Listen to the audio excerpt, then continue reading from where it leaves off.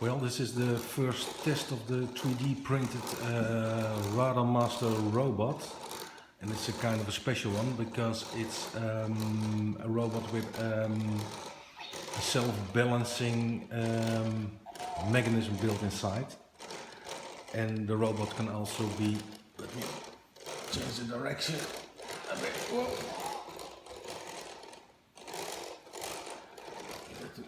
This side, buddy. Okay. And the robot can also be controlled by a mobile phone. Let me see if I can get it to work. It's the first test, the first prototype.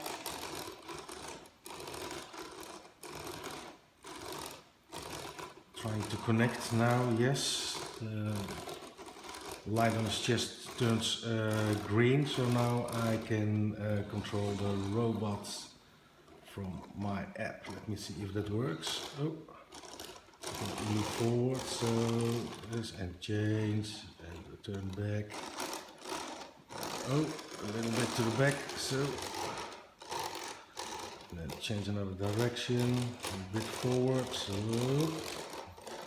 that he does not fall from the table. So, okay, this is in the background you see the robot that I made about a year ago from parts from an old German radio controlled boat. And now there is a 3D printed and fully functional Radamaster.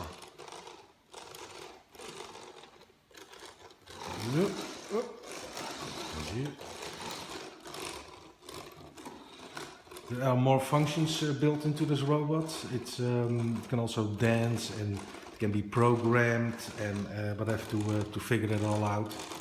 So, but this is just to give a first impression of the 3D printed Radamaster robot.